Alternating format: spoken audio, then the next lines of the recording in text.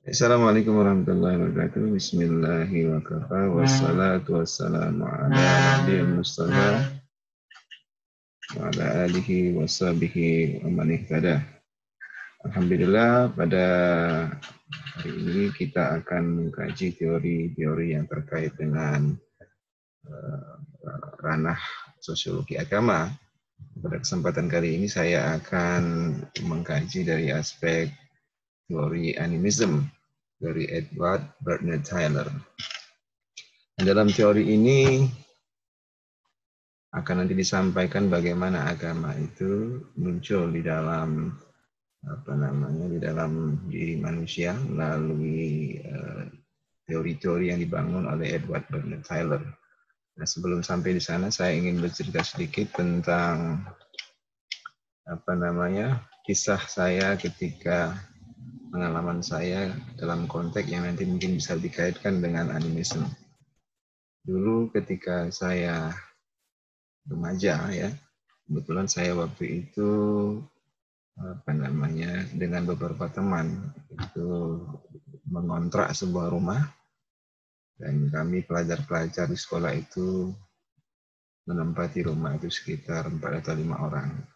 Lalu kemudian di sebelah kami ada rumah kontrakan lain, itu juga mahasiswa. Nah, pada suatu waktu dengan tergopoh-gopoh datanglah kakak-kakak mahasiswa itu ke rumah kami, ke rumah kontrakan kami itu, dan mengatakan, "Wah, Dek, tolong, ada apa? Ada apa, Kak? Ini teman kakak ini, dia kerasukan sepertinya. Coba tolong diobati." Akhirnya kemudian kami ke sana, kemudian singkat cerita, di kakak kiri kemudian masing-masing dari mengamuk, dan akhirnya kami pegang. Ya, jadi ada yang megang kaki, ada yang megang tangan, dan sebagainya, karena dia meronta-meronta. Lalu singkat cerita, teman tadi yang kebetulan di antara kami itu ada seorang teman yang memang punya kemampuan atau punya sedikit kemampuan lah ya untuk melakukan terapi atau pengobatan dalam kasus-kasus seperti ini. Lalu kemudian dia melakukan sesuatu ya. Singkat cerita kemudian akhirnya puncaknya si kakak tadi, si mbak-mbak tadi kemudian berteriak, wah, lalu matanya itu menyorong ke arah teman tadi. Lalu dia sangat marah sekali, lalu dengan mengeluarkan suara yang berbeda sekali dari sehari-hari kita cara mengomongnya itu sudah berbeda. Jadi bukan lagi seperti sehari-hari di mana si mbak tadi ngomongnya berbeda gitu, dengan kata-kata dan sumpah serapah dan dengan intonasi yang luar biasa berbeda. Lalu kemudian puncaknya akhirnya dia berteriak dan kemudian sadar. Lalu ketika sadar itu kakak itu berkata, Mbak tadi berkata, waduh Dek, ini tolong, aku tadi ditangkap oleh kakek-kakek mbah-mbah, dan kemudian aku dimasukkan dalam kerangkeng. Untung kau tolong aku sehingga aku bisa lepas dari kerangkeng tadi. Nah, itu cerita pertama ya. Dari sini kita bisa apa kesimpulkan? Berarti orang itu bisa tidak hanya terdiri dari fisik ya, tapi kemudian orang itu ada yang disebut dengan roh ya, ada spiritnya ya. Jadi mbak-mbak tadi yang tubuhnya masih sama, tapi kemudian pertama kali ketika dia kerasukan, dan kebetulan kerasukan itu semacam dalam tanda ya santet ya, kemudian dia meminjam badan dari mbak itu tadi, kemudian badan itu digunakan untuk menyampaikan pesan-pesannya, ada marah dan lain sebagainya. Lalu kemudian karena teman ini bisa berhasil menyembuhkan si mbak tadi, kemudian dia kembali kesadarannya, lalu kemudian dia curhat apa yang terjadi ketika tadi hilang kesadaran. Nah, berarti di dalam fisik ini ada yang disebut dengan roh. Itu pengalaman saya pertama. Kemudian yang kedua, ada pengalaman yang juga terkait dengan dulu cerita guru saya sebenarnya ketika saya di madrasah, nama yang beliau itu Mr. Fahri kalau tidak salah ya, sudah lama sekali guru MTS. dulu bahasa Inggris, dia bercerita bahwa di kampungnya itu dulu ada satu wilayah di Sumatera Utara tadi, di daerah kampung Pematang Siantar, daerah namanya Kampung Jawa. Nah, daerah Kampung Jawa ini semua orang Jawa dan saya berbahasa Jawa.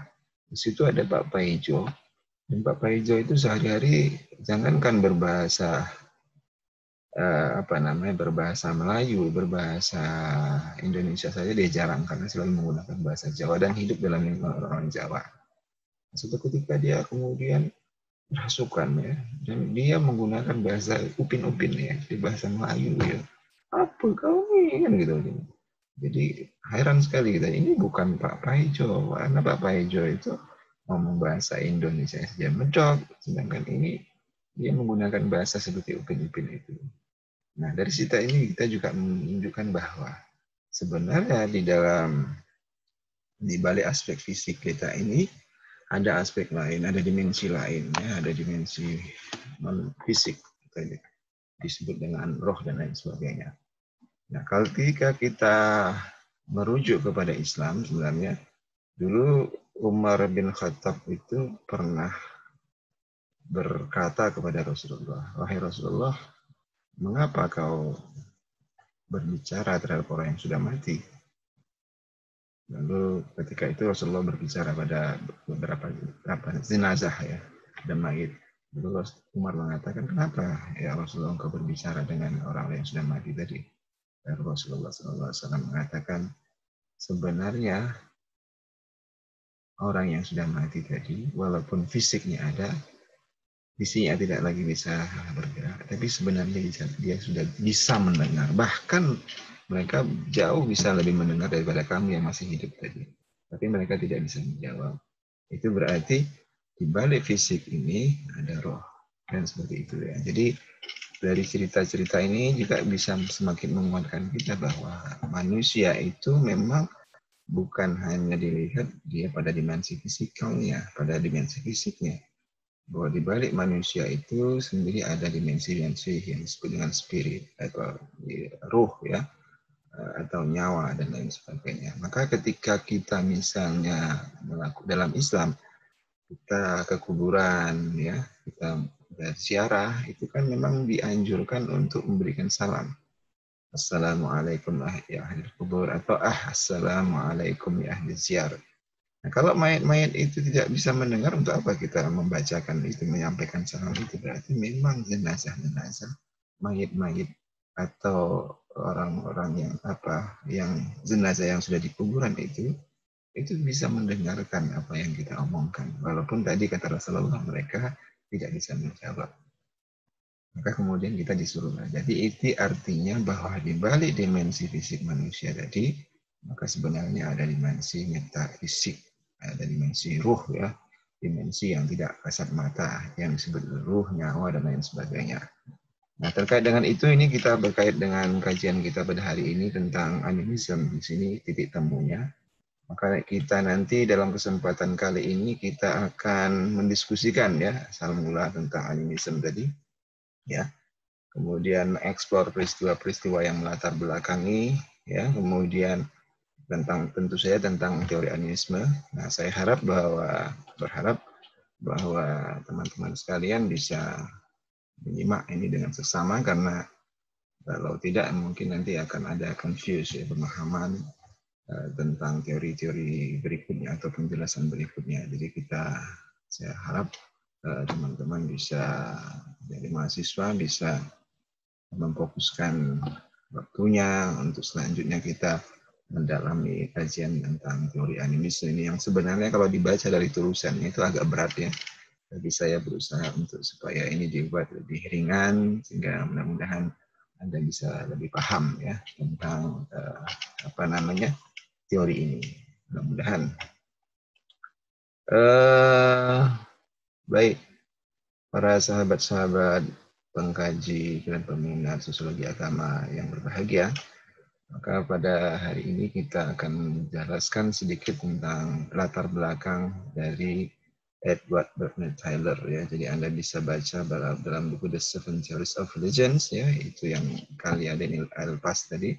Di situ Anda bisa baca bagaimana tentang latar belakang Edward Bernard Tyler ya. Jadi orang yang selama ini bukan tamatan perguruan tinggi, tapi karena dia menderita semacam bronkitis, lalu kemudian dokter merekomendasikan dia supaya supaya dia bepergian ke wilayah-wilayah yang subtropik ya. Jadi kalau bronkitis itu biasanya kaitannya dengan udara yang terlalu dingin dan lain sebagainya, itu bisa memicu batuk bronkitis tadi. Jadi kemudian dokter merekomendasikan supaya Tyler tadi supaya dia lebih banyak bepergian lah wilayah yang lebih panas, ya, subtropik ya. Lalu dia berangkatlah ke wilayah-wilayah subtropik di mana di situ hidup suku-suku primitif dan suku-suku liar ya, suku-suku di wilayah Amerika ya, yang dia berikan gelar mereka itu sebagai the pilots of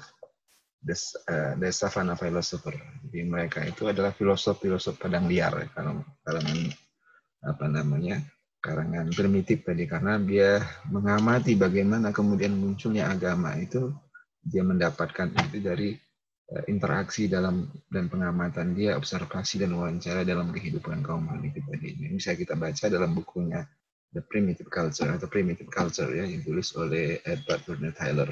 Yang ini kemudian buku ini menjadi semacam magnum opus dari Emmett Tyler, yang kemudian ini menjadi tiket dia untuk ditabalkan atau diberi gelar sebagai guru besar atau profesor di bidang antropologi. Jadi antropologi klasik ini pendirinya ini dengan karya The Primitive Culture tadi, ini kemudian dia ditempatkan sebagai bapak antropologi ya. Nah, tulisan-tulisannya itu memuat karya-karya yang awal-awal tentang studi-studi antropologi. Para sahabat-sahabat yang berbahagia, itu yang pertama. Jadi singkat cerita, ketika Edward Tyler bergaul hidup dalam suku-suku primitif, kemudian disitulah muncul dia mencatat ada kata anima yang kemudian menjadi teorinya animisme. Jadi animisme itu adalah berasal dari kata anima, yakni tentang anima itu dalam bahasa lokalnya kaum primitif disebut dengan anima. Itu yang kita pahami sekarang sebagai roh atau spirit atau nyawa dan lain sebagainya. Banyak ungkapan-ungkapan. Tapi dalam ungkapan bahasa kaum primitif tadi, kalangan primitif yang disebut dengan para filosof padang liar tadi, itu anima. Nah, kapan munculnya istilah anima tadi atau terminologi anima atau term anima tadi? Itu ada beberapa peristiwa-peristiwa yang melatar belakanginya ya. Pertama adalah peristiwa ketika tidur. Jadi misalnya kita katakanlah ketika seorang seorang katakanlah suku liar tadi, kemudian dia tidur di atas pohon, lalu dalam tidurnya dia bermimpi. Dia mimpi, mungkin dalam mimpi ini dia ke laut, berjalan-jalan di pinggir laut, lalu kemudian karena dia jarang lihat laut, lalu dia coba berenang di laut. Nah, dalam keasikan berenangnya itu tiba-tiba dia kemudian dikejar oleh ikan hiu, dan puncaknya ketika dia berlari sekuat tenaga, dia berenang sekuat tenaga, kemudian pada puncaknya ternyata secepat mungkin dia bisa berenang, bukan berlari ya, berenang ke dalam air, tapi pada akhirnya masih kalah dengan hiu. Pada singkatnya kemudian sampai pada momen ketika dia mau dimakan oleh hiu itu, dan pada saat itu dia menjerit sekuat-kuatnya, sebanter-banternya menjerit sedahsyat supaya dapat pertolongan, maksudnya menjerit.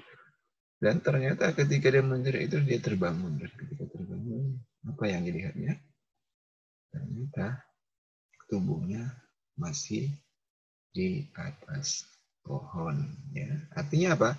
Ini menunjukkan bahwa lalu dia berpikir. Nah, ini kan mereka diberi gelar para filosof ya, karena tadi mereka menggunakan nalar.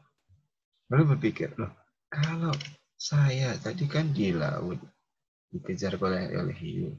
Nah, itu siapa sebenarnya? Kok sekarang ketika saya sadar badan saya masih ada di atas pohon ini lagi. Tadi badan saya di laut. Terus yang di laut itu siapa? Yang dikejar-kejar hiu itu siapa? Nah, inilah memunculkan pikiran, berarti di luar badan fisik saya ini ada kembaran dalam tanda yang lain. Ada sesuatu yang lain seperti diri saya, kan gitu. Nah, itu yang mereka sebut dengan anima. Jadi kalau dalam bahasa kita roh dan sebagainya, di bahasa lokalnya itu kalangan primitif itu disebut dengan anima. Itu yang pertama. Yang kedua adalah ketika sakit ya. Jadi sakit, misalnya tadi fenomena seperti saya ceritakan tadi, ada mbak-mbak yang kemudian tadi kerasukan. Nah, ketika kerasukan itu kan dia ngomong bukan seperti sehari-hari, dia ngomong yang berbeda, atau seperti Pak Paijo tadi yang saya ceritakan dari guru saya tadi. Pak Paijo orang Jawa tapi kok bisa berbahasa Ipin-Ipin ya, berbahasa Melayu gitu ya. Padahal bahasa Indonesia saja dia biasanya itu apa namanya, dia medok ya, bahasa Melayu dengan fasih. Nah, itu kemudian dia kembali sehat.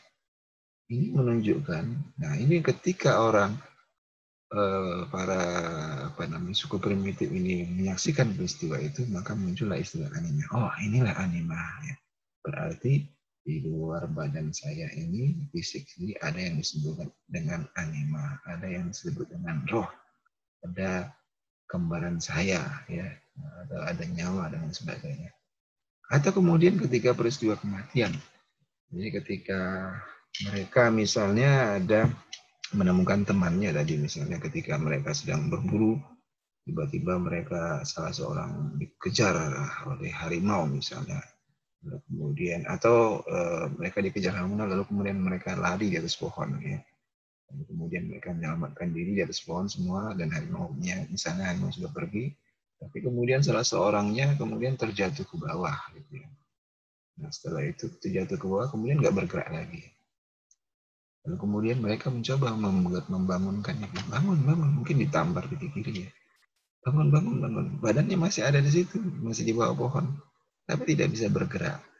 Nah, tadi kan masih sehat karena baru jatuh dari pohon. Mungkin. Lalu mereka berpikir, nah ini yang pergi ini tadi badannya masih ada, tapi kok tidak bisa lagi bergerak. Oh, berarti ini sesuatu sudah pergi dari dirinya. Apa sesuatu itu? Itu yang disebut dengan anima. Ya. Atau tadi fenomena trans itu kerasukan ya. Kita lihat sekali tadi peristiwa trans itu sangat nyata sekali ya. Di pengalaman saya itu memang saya melihat sendiri bagaimana si mbak-mbak tadi itu cara mengomongnya sudah berbeda-beda sekali. Padahal basicnya masih sama, tapi kemudian ketika kerasukan jin misalnya, itu ngomongnya sudah berbeda, atau kerasukan lain ngomongnya juga berbeda lagi. Itu menunjukkan bahwa dalam tubuh kita itu memang ada dimensi-dimensi lain. Jadi manusia itu tidak hanya terdiri dari fisik, ya, tapi ada juga metafisik, tidak ada ruhnya. Nah, ini kemudian berkembang di dalam masyarakat primitif. Itu yang disebut dengan evolusi. Jadi ketika mungkin masyarakat primitif tadi yang disebut dengan para filosof padang liar tadi berpikir kalau manusia itu punya anima, punya roh, punya nyawa, berarti setiap apa yang ada di muka bumi ini sesuatunya itu pasti punya anima. Ya. Jadi ini kan kemudian mengalami evolusi, berarti anima dari percaya bahwa di balik fisik ada non fisik, maka kemudian dia mengarahkan pandangan yang lain. Bagaimana dengan pohon? Bagaimana dengan tumbuh-tumbuhan? Bagaimana dengan binatang-binatang? Atau bagaimana dengan batu dan lain sebagainya. Jadi berkembang, mengalami evolusi. Dari animisme, percaya bahwa benda-benda fisik itu memiliki roh. Lalu kemudian dinamisme, percaya bahwa setiap benda-benda ini semuanya ini memiliki roh. Tetapi kemudian berkembang lagi bahwa kalau semua memiliki roh, tapi ada roh yang lebih super power, ada yang tidak, ada yang lebih hebat, ada yang biasa saja. Tentulah mereka dengan asumsi mereka sebagai kaum primitif membayangkan bahwa semakin besar fisiknya, maka semakin besar rohnya. Maka kemudian biasanya ritual-ritual tertentu dilakukan untuk sesuatu yang besar, bayangan asumsi mereka. Misalnya apa? Pohon yang besar. Karena mereka membayangkan kalau pohonnya besar, berarti kemudian anima atau rohnya itu besar. Jadi mereka tentu berbeda pemahamannya dengan pohon apa namanya beringin yang sudah ratusan tahun, yang begitu besar. dengan pohon cabai misalnya. Pohon cabai ya pohonnya kecil ya, mungkin anima rohnya itu juga kecil. Jadi maka ritualnya juga berbeda. Semakin kalau dia merasa bahwa bendanya itu melebihi dirinya, maka berarti kan dia lebih besar powernya. Maka ritual-ritual penghormatannya juga dalam konteks uh, berbeda dengan yang kecil dan sebagainya. Nah, tapi kemudian berkembang lagi bahwa kalau semua punya roh, berarti ada roh-roh yang paling dikjaya, ada roh yang paling power. Nah, pada saat itulah muncul fase-fase yang disebut dengan apa namanya polytheism. Di apa namanya fase di mana dewa-dewa ya. Jadi semua jadi alam-alam dunia ini nggak ada apa artinya, mungkin punya roh ya, tapi ada yang disebut dengan apa ya, roh-roh para dewa itu jauh lebih super power. Misalnya dalam mitologi Yunani kita menemukan mitologi-mitologi tentang dewa matahari, dewa bulan. Jadi sesuatu yang besar lah ya. Kemudian dilahirkan konsep tentang dewa-dewa. Nah, pada akhirnya ini nanti akan berakhir pada monotheism ya. Jadi monotheism. Kalau dunia ini atau semua ini dikuasai oleh para dewa-dewa, nanti pasti ada satu dewa yang paling superpower karena tidak mungkin alam semesta ini bisa apa namanya teratur perjalanannya ya, berputar matahari apa bumi berputar dengan orbitnya, kemudian teratur mengitari matahari dan lain sebagainya. Kalau tidak mungkin ada bisa teratur pagi terbit matahari, sore kemudian tenggelam. Itu pasti ada superpower, satu-satunya superpower yang mengatur ini semua, ada super being. Nah, pada saat itu sebenarnya orang sudah masuk ke monotheism ya. Itu monotheism. Nah, nanti akan ada kaitannya nih dengan kisah bagaimana Ibrahim ya. Ibrahim menemukan Tuhannya ya. Jadi saya potong cut aja. Jadi ketika Ibrahim menemukan Tuhannya, ini kisah Ibrahim menemukan Tuhannya seperti itu. Jadi di dalam Al-Quran surah Al-Am ayat 75 sampai 79 misalnya disebutkan, dan demikianlah kami perlihatkan kepada Ibrahim tanda-tanda keagungan kami yang terdapat di langit dan bumi. Dan kami perlihatkan agar dia termasuk orang yang yakin. Diperlihatkan matahari dan bumi sebagainya. Nah, ketika malam telah gelap, lalu Ibrahim melihat sebuah bintang. Lalu dia berkata, oh inilah Tuhanku. Tetapi tatkala bintang itu tenggelam, dia berkata, saya tidak suka kepada yang tenggelam. Mustahil Tuhan itu tenggelam, mustahil Tuhan hilang. Kalau Tuhan itu ya mestinya harus tetap ada di sana. Kemudian tatkala dia melihat bulan terbit, dia berkata, oh inilah Tuhanku. Tetapi setelah bulan itu terbenam, dia berkata, sesungguhnya jika Tuhanku tidak memberi petunjuk kepadaku, pastilah aku termasuk orang-orang yang sesat. Kemudian tatkala ia melihat matahari terbit, dia berkata, inilah Tuhanku yang lebih besar, matahari lebih besar.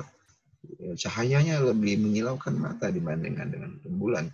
Maka tatkala matahari itu terbenam, dia berkata, hai kaumku, sesungguhnya aku berlepas diri dari apa yang kamu persekutukan. Sesungguhnya aku mendapatkan diriku kepada Rabb yang menciptakan langit dan bumi dengan kecenderungan kepada agama yang benar.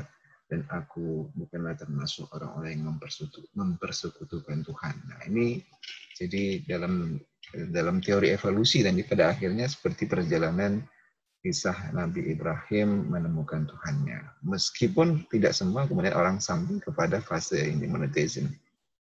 Tapi awal dasarnya tadi itu adalah dimulai dari animism ya.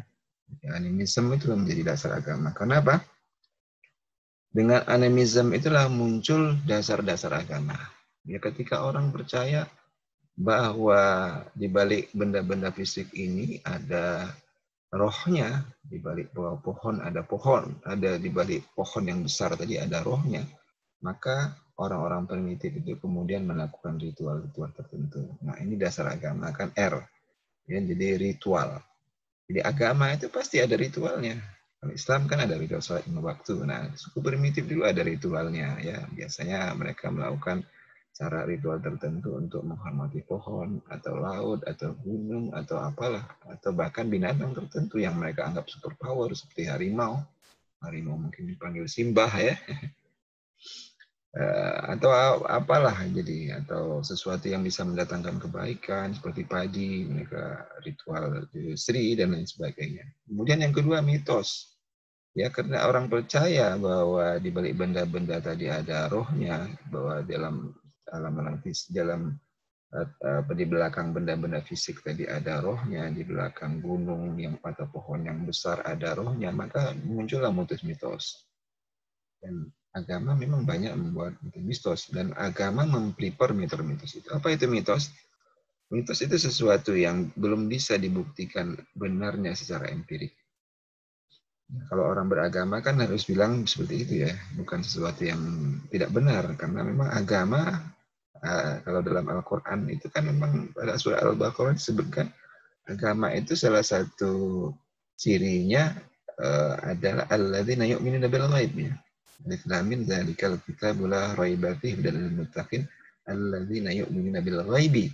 Ya, percaya kepada ghaib.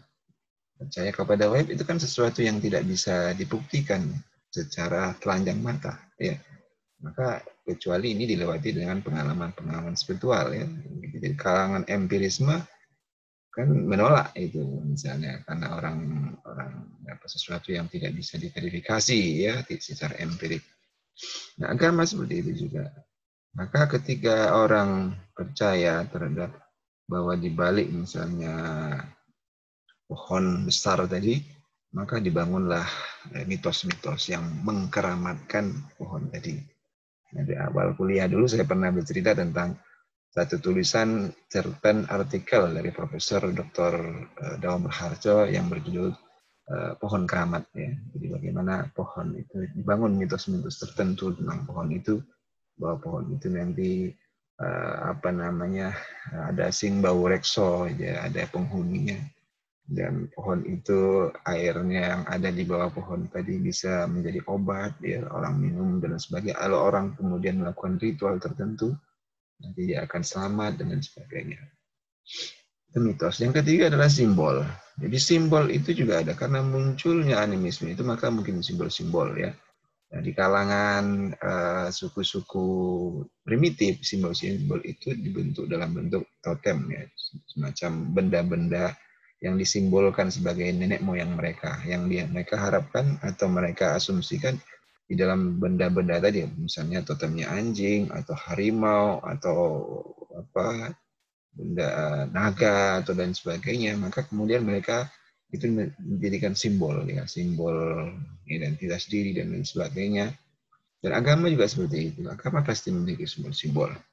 Dan berbicara tentang simbol-simbol ini kita tidak bisa main-main ya. Jadi simbol ini dalam agama itu menjadi begitu penting ya, karena kalau kita salah menyikapi simbol-simbol ini maka kita menjadi bisa memicu sebuah pertengkaran luar biasa ya. Dalam Islam memiliki simbol, agama Kristen memiliki simbol, agama Yahudi memiliki simbol. Setiap agama di dunia dan kepercayaan itu memiliki simbol-simbol ya. Misalnya kalau di Bali dan putih, kalau Islam misalnya simbolnya apa ya? Misalnya ada bulan dan bintang. Dan simbol-simbol itu tidak bisa diperlakukan sebagaimana benda biasa. Jadi simbol-simbol itu adalah sesuatu yang sudah dianggap keramat, sesuatu yang disakralkan, orang tidak boleh memperlakukannya sekehendak hati. Seperti itu sebuah misalnya ketika kayu itu disilangkan seperti ini, dia menjadi salib. Dan salib itu adalah sebuah simbol, maka kita tidak boleh memperlakukan itu seperti kayu biasa, karena itu akan bisa menyinggung perasaan umat yang meyakini itu sebagai bagian dari simbol keagamaannya. Sama seperti kita juga, kata-kata Allah itu kan simbol, maka tidak boleh kata-kata Allah itu kemudian ditempatkan di tempat yang tidak terhormat. Misalnya dulu sempat heboh simbol kata Allah itu ditaruh di sebuah sepatu, kan begitu ya. Di bawah sepatu tadi tercetak itu Allah, itu kan pelecehan. Maka agama seperti itu. Maka agama pasti memiliki ritual, pasti memiliki mitos, dan pasti memiliki simbol. Dan ini menurut dari teori Edward Bernard Tyler itu dimulai dari animisme. Jadi animisme adalah memicu munculnya RMS tadi. Tanpa orang percaya, bahwa di balik benda-benda fisik ini ada yang disebut metafisik, ada spirit, ada roh, maka tidak ada ritual, tidak ada mitos, dan tidak semua. Sebaliknya, ketika orang mulai percaya bahwa ada yang disebut dengan roh, ada yang disebut dengan spirit, maka muncullah RMS. Dan itu pertama dilihat oleh Edward Bernard Taylor dalam studinya di suku-suku liar atau suku primitif di padang-padang liar, atau yang dia sebut sebagai asal mula munculnya agama. Jadi animism itu adalah dasar daripada agama. Saya kira demikian. Saya kira